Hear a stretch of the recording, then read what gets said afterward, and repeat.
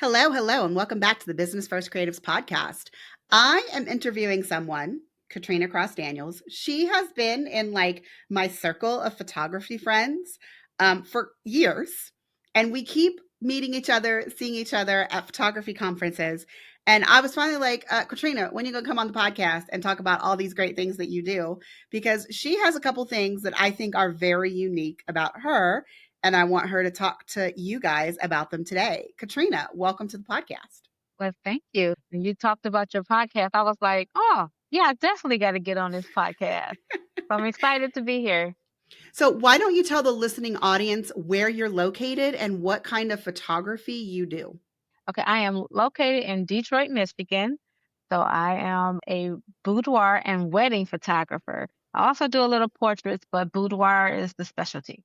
Let me ask you a question. Do those seem to be completely separate brands for you, or do you have some crossover between brides who want boudoir and boudoir clients who, when they get married, come back to you for their weddings?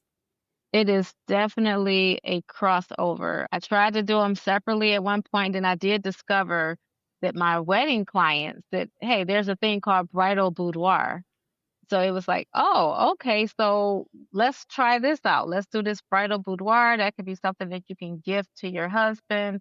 And a lot of the ladies like to do that. And they actually do get an album of their boudoir session, and that's the gift that they give the groom on the wedding day. Awesome. So it crosses over and it turns out to be an awesome thing.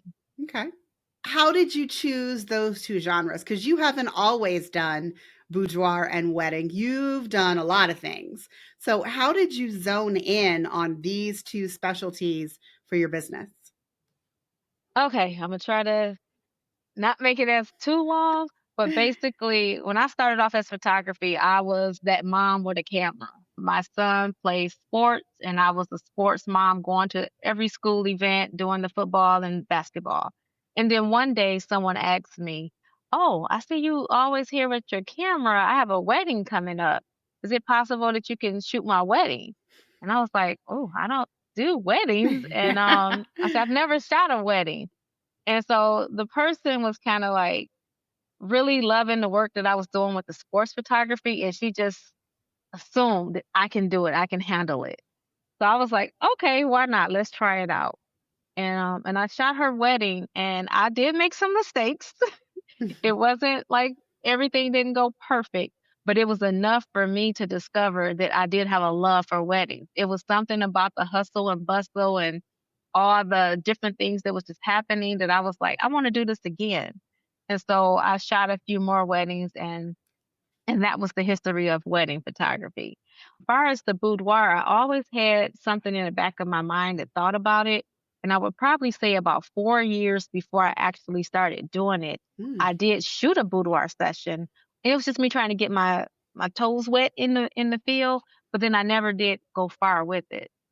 Fast forward, I went through some things in my own personal life, which wasn't pleasant, but it was the adversities that, life happens, right?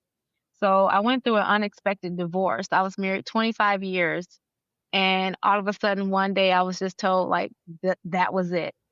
And when I say every insecurity about me surfaced in that moment, that it made me start having all kind of self-doubt, low self-esteem, my confidence was not great.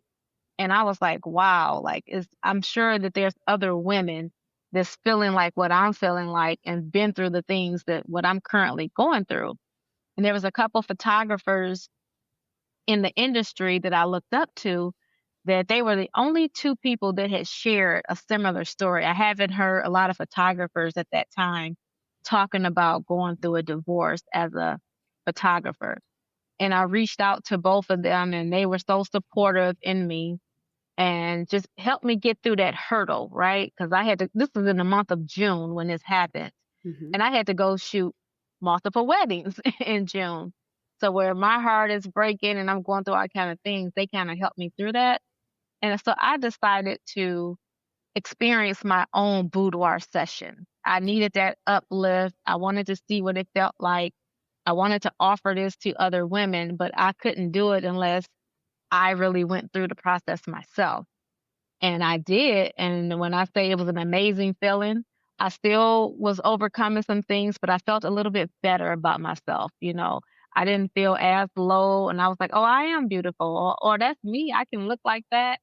And I just at that moment, it was a done deal. I said, "Other women need to experience what this feels like when they are in their lowest moments, and even if they're in a high moment and they just need to, feel better or they just wanna do something different." So Boudoir became my jam. Okay. I mean, I didn't know that about your story. So I just want to say I love you. And I'm so happy that you took, what was a hard moment for you and turned it into an empower moment, not only for yourself, but like for your clients and your business as a whole. Yes. Today, in 2025, what percentage of your business is coming from weddings and what percentage of your business is coming from boudoir? I would probably say it's a 60-40, Okay. probably 60 boudoir and 40 wedding. Nice. Now, Mhm. do you shoot the majority because you have a studio? And I feel like I always want to say when people have studios when they come on the podcast, because running a studio and owning a studio is like a whole different feat in itself. So, do you do the majority of your boudoir sessions in your studio, or are you doing a lot of them on location? Okay, so quick update. I've had a studio for a few years, Mhm. and last year I no longer have that studio. But I'm in the middle of getting a new studio next month. So, Oh, exciting. Is this a studio that you are building from the ground up, or is it something that's already in existence and you're just like slapping some paint on there? Because, we both know Lejeune. And when Lejeune came on here, she spilled all the details about her studio. And I was just like, no, that is not for me.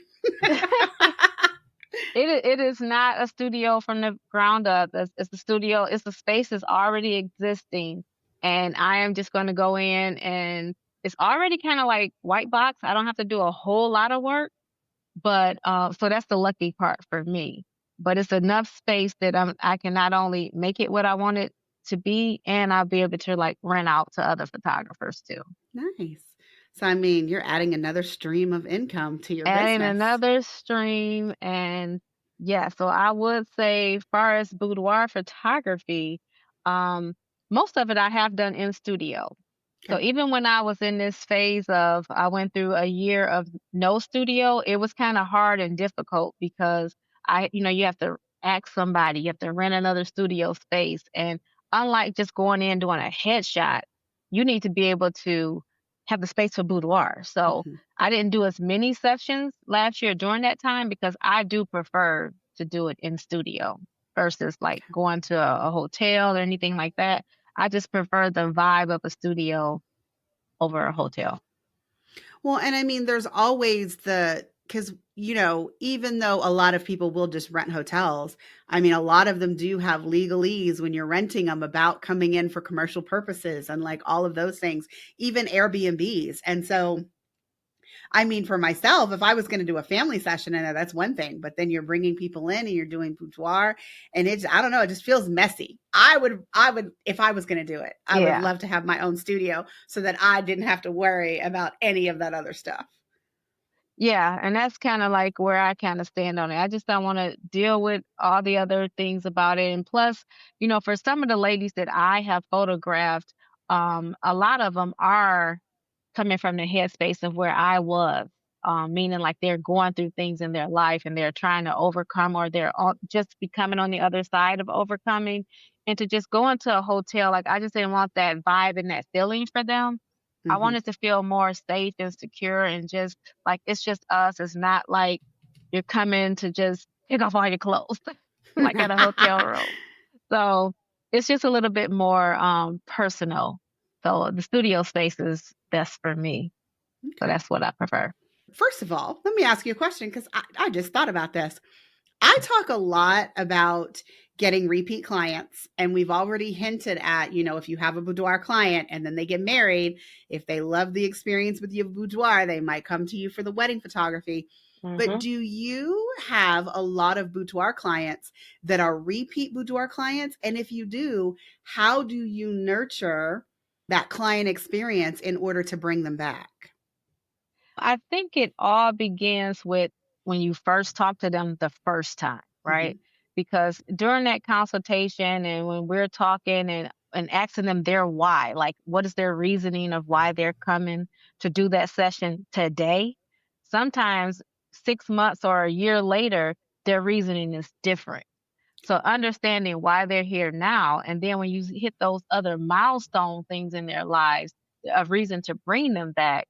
When they enjoy that experience they felt the first time, it's easy for them to come back. And most of the clients always say, like they would love to do this again. So when you hear that, like just taking that mental note, so you always stay front of mind by keep nurturing them, keep sending them information about new services that you have going on, and then that's what sparks that emotion in them. So they do come back as repeat people. So I think that it's a definitely Boudoir is a great opportunity to have repeat clients for sure. Mhm. What's the referral game like in Boudoir? Like, do you have a lot of new clients that are referrals from your existing clients? I do. Surprisingly enough, probably I would probably say maybe like 30%, is always someone that's saying like such and such referred me or told me about you, or they shared something about their story, their journey with me. And it was somebody I've had a couple people that's just friends with people on Facebook and they saw like their videos or Mhm. something and it brought them over to me. So sometimes it's not even a direct referral, but it's because of them seeing that my service is through somebody that they know. Okay. So referrals is definitely I've had girlfriends wanna come in and next thing you know, I'm shooting like two of their best friends.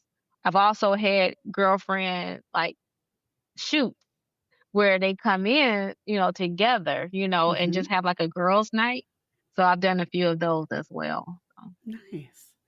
Okay, I do want to switch shifts. Now that we've got a good understanding of what you do in your business and how the two brands may feed off of each other and where you consider your business to be in terms of referrals and all of that stuff, I do want to talk about grants because this okay. is one of the most interesting things that I know about you, Katrina, is I always hear people say, well, if you're not going after, there are so many opportunities for small business owners to get grants, and I don't actually know that many people who have gotten one of those small business grants. So Okay. let's talk about your first grant experience. Which grant did you apply for first, whether or not it's one of the ones that you got or not? Well, it's one that I didn't get. Okay. I applied for you want like the name of the grant and all of that? Yeah. So I would probably say it was one through Citizens Bank. Okay. Citizens Bank, they do this $10,000 grant offer, and I think they do it annually too. I see it quite a bit come around. So it was them, and it was one with Verizon as well. So those are probably the first two that I applied for. I didn't get either one of those, but I think with grants, the thing with it is to keep applying, like Mm-hmm. keep going for them, and the other ones will start surfacing, and other grants will start coming across your table. Mm-hmm. So, but the process was kind of like one of them was more daunting than the other one. Some of them is like straight to the point, like, hey, here's a few questions, answer these questions, and we're done. And the other ones are like, no, you got to dig deep. Like they want to really know who you are, what you about, what your business is about, when did it get started, how long you been doing this, any referrals you have, and you have to like also like get your numbers together. So you have to go and like research your financials. So it could be a lot of different ways that you have to go about these applications. But I would say one of the ones that I did get, I didn't get it until the third time, and it was Okay. Comcast Rise. So Comcast Rise, I applied for it, like I said, 3 years in a row. In the first 2 years, I kept getting my emails like, sorry. Better luck next time.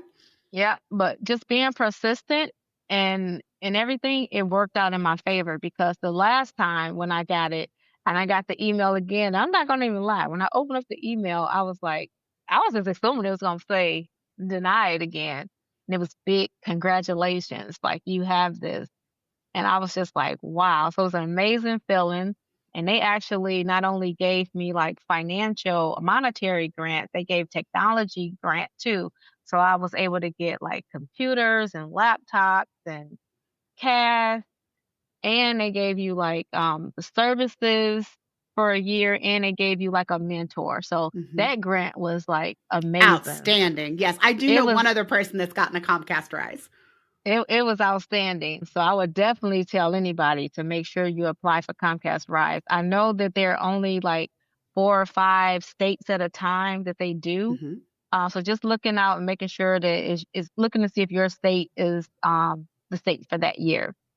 So Um, I want to cut you off for a minute because mhm, I feel like a lot of people they hear about grants and it's like, oh, it's just free money. And in your case, what you said was it wasn't just free money, it was free money, it was mentoring, it was technology, it was infrastructure, it was like all these yeah. things.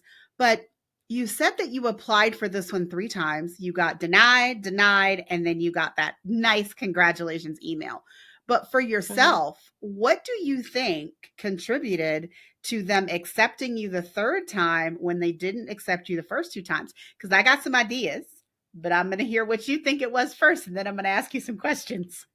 Well, I think it was me taking more time to really like brand position myself, to really like talk about my story and what it was I was trying to do and my community involvement, my community impact.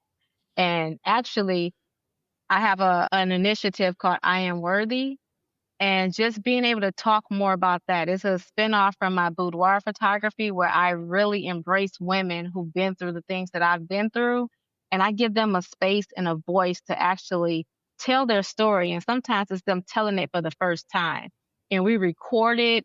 Um, I place them on YouTube. And I think just being able to allow them that moment, and I was really able to tune into that into the last applications that I Okay. applied for.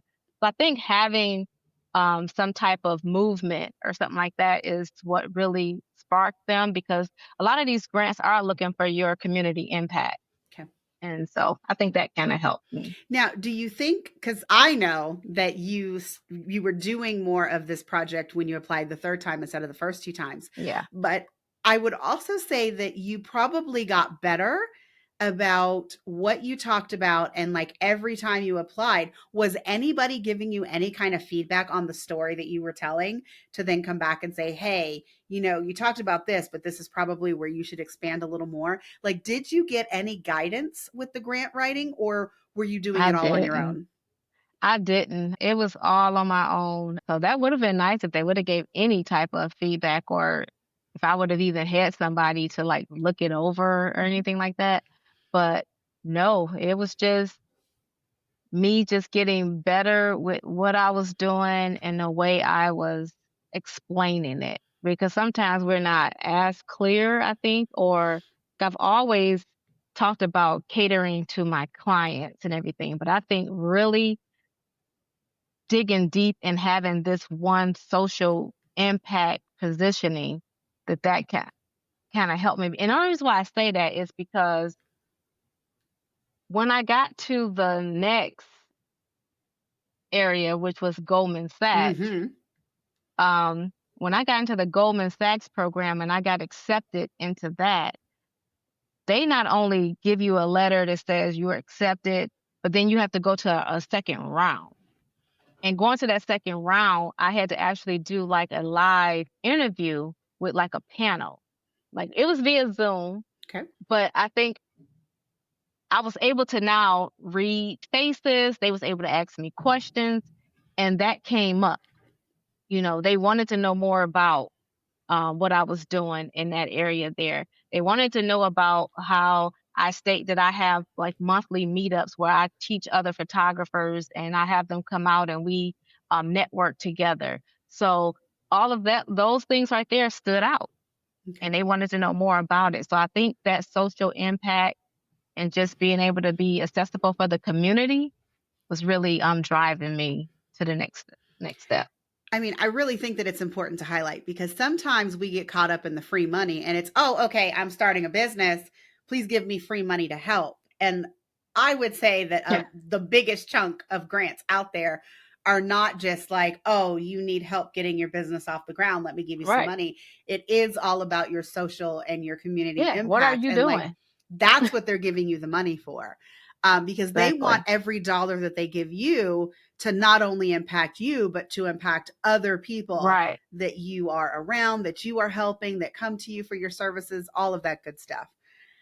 Exactly. And that's exactly it. They want to know what are you going to do or continue to do for the community, with this. So that is exactly what they're looking for.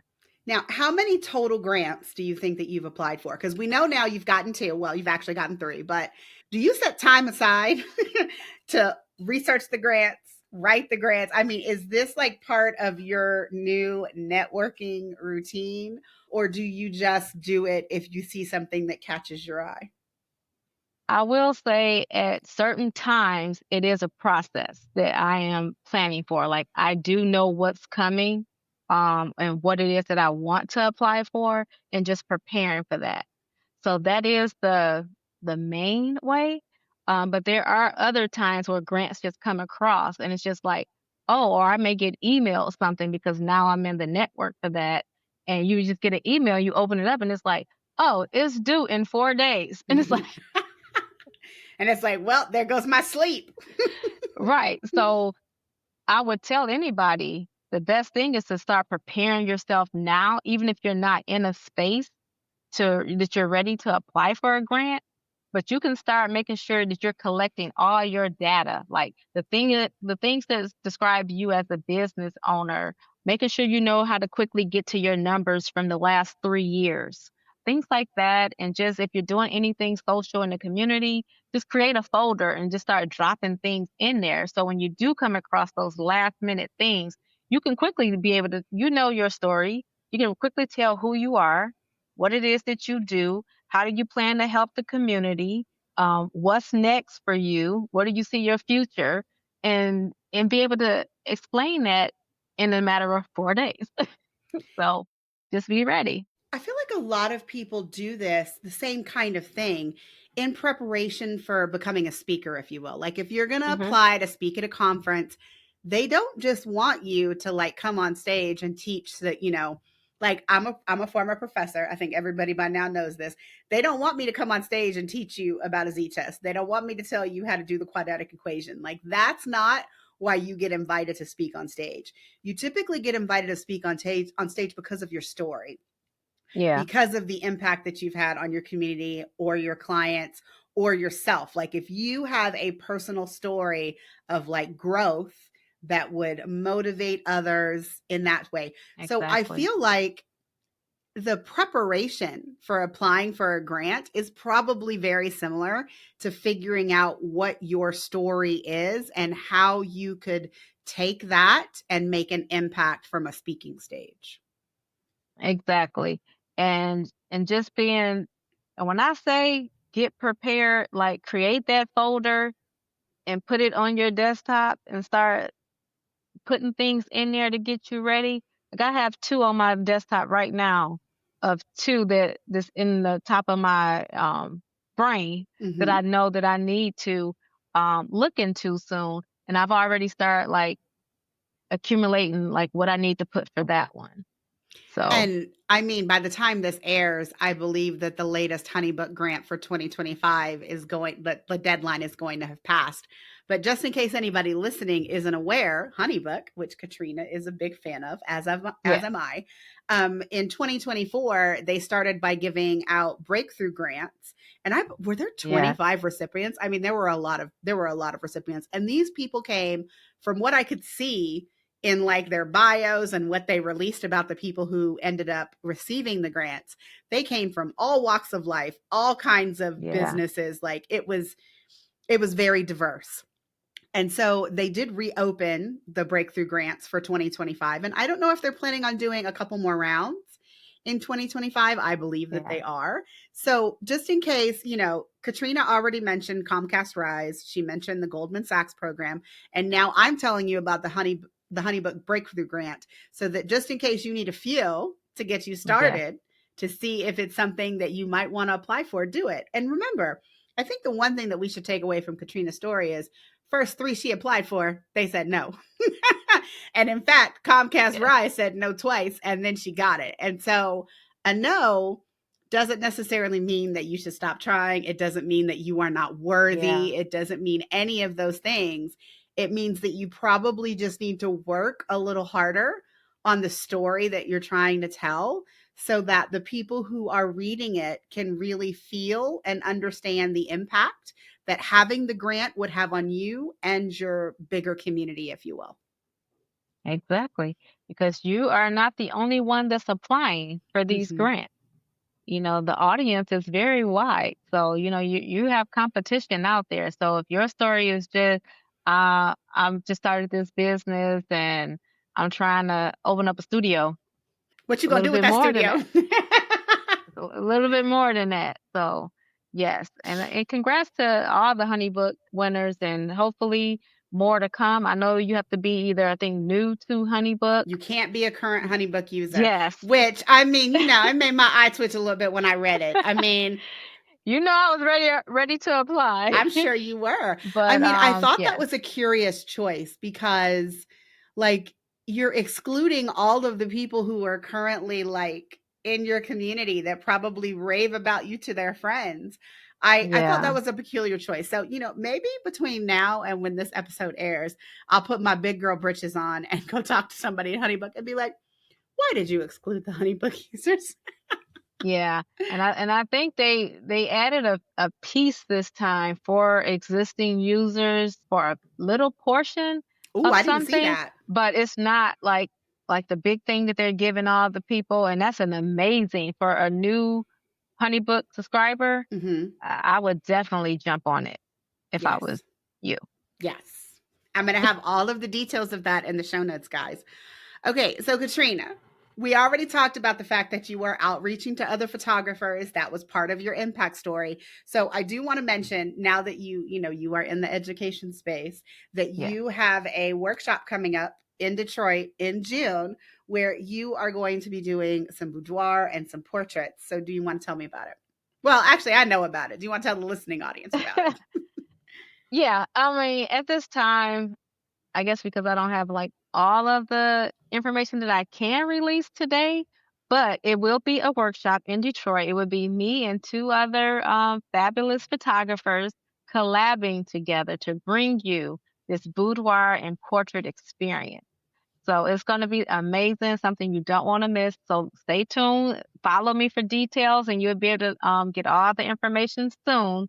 So see you in Detroit for that. Yeah. I'm going to have not only a link to Katrina's socials and her website, but also a direct link to the information about the workshop because I do feel like as a photographer, and maybe I'll even say as a photographer of color, I don't know that I've seen that many boudoir workshops like just out in the world. And Yeah. I do feel like when one of us has a workshop, we need to shout it from the rooftops because people are always like, I can't find workshops. Yes, you can. You just not working hard enough. Just Yes, like you got to work and find those grants, you got to work and find those workshops that exactly. you want to go to. Exactly. So I definitely have one coming for you. So Okay. stay tuned. Katrina, thank you so much for joining me. I hope that people have taken away from this conversation that even if you seemingly have two genres that are not related, that you can still figure out a way to get some repeat clients from both sides Mm-hmm. of your business to talk to each other. And also, again, if you have ever been told that you could apply for a grant and you didn't know where to start, I want Katrina's story to be like the impetus for you to just go out, research, find one grant, and apply. Because all that you have to do is start. And after you do it the first time, it gets a little easier to do it the second time and the third time. Mm-hmm. And maybe in the future, I will be hearing about you getting a fabulous grant because you were encouraged by Katrina to apply for one. Yes. I I'm kind of rooting you on for that. So There rooting we go. everybody on. All right, everybody. That is it for this episode. See you next time.